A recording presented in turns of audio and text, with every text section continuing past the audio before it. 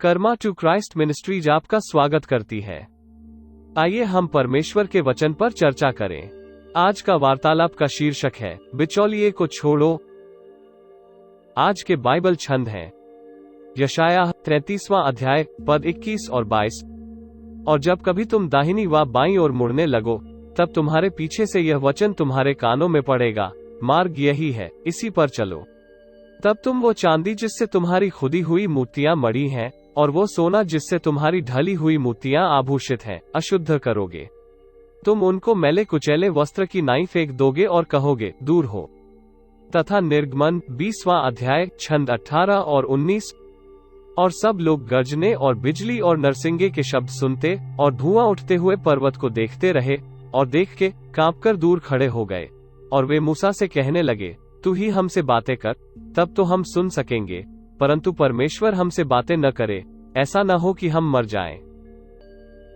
परमेश्वर आमतौर पर पहले आप तक पहुंचने के लिए मध्यस्थों का उपयोग करता है, लेकिन एक बार जब आप यीशु के माध्यम से उसके बच्चे बन जाते हैं, तो आपको पूरी तरह से उन पर निर्भर होने की आवश्यकता नहीं होती है। सबसे बुरी चीज जो आप कर सकते हैं वो है सीधे अपने स्वर्गीय पिता के पास जाने के बजाय इन बिचौलियों पर निर्भर रहना। परमेश्वर जटिल नहीं है, न ही वो चाहता है कि आप उसके साथ रहने के लिए पहले एक संत बने। ये बिचौलिए पासबान, किताबें, सलाहकार, माता पिता, प्रकृति या यहाँ तक विश्वास के अन्य भाई बहन भी हो सकते हैं।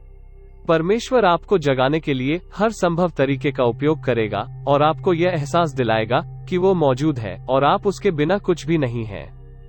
हालांकि एक बार जब आप आध्यात्मिक रूप से जागृत हो जाते हैं, यीशु के लहू के द्वारा आपके पापों से शुद्ध हो जाते हैं और उनके परिवार में बपतिस्मा लेते हैं, तो परमेश्वर की आवश्यकता है कि आप पवित्र आत्मा पर निर्भर रहना सीखें, जो आपको सब कुछ सिखाएगा। कई पुजारियों, गुरुओं या आध्यात्मिक नेताओं के आधार पर अपनी आध्यात्मिक सैर करते हैं और हमारे निर्माता के प्रेम को अनदेखा करते हैं या नहीं समझते हैं। ईसाई मार्ग की खूबी यह है कि हमें परमेश्वर के साथ संवाद करने के लिए किसी और की जरूरत नहीं है। उसका लिखित वचन हमसे बात करता है और हमारे अधिकांश प्रश्नों का उत्तर देगा। उसकी पवित्र आत्मा हमारा मार्गदर्शन करेगी और हमारे द्वारा किए गए किसी भी पाप के लिए हमें दोषी ठहराएगी। और मसीह आकर हमारे भीतर रहेंगे और हमारी किसी भी बाधा को दूर करेंगे।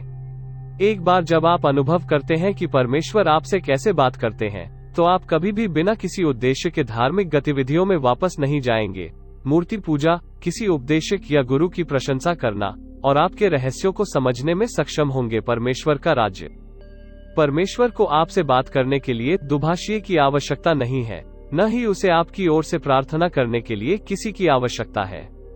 इन सभी अतिरिक्त चीजों की आवश्यकता केवल उसके साथ जुड़ने की हमारी इच्छा की कमी या सीधे उसका सामना करने के डर के कारण होती है।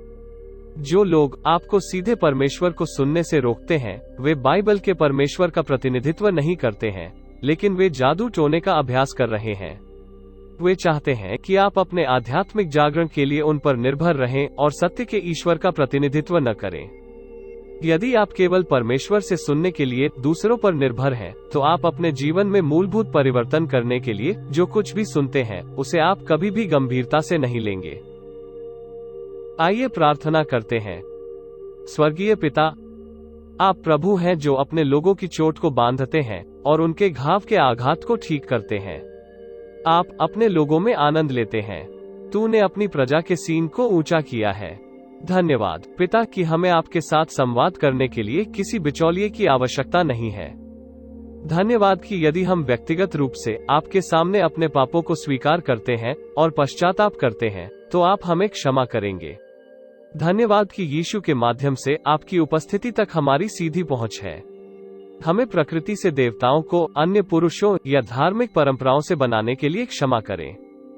हम चाहते हैं कि हम आपकी आवाज सुनना सीखें और जो बातें आप हमें सिखाते हैं, हम उन्हें समझ सकें। हम उस मार्गदर्शक आवाज को सुने जो हमारे पथों को निर्देशित करेगी और हमें आपके मार्ग सिखाएगी।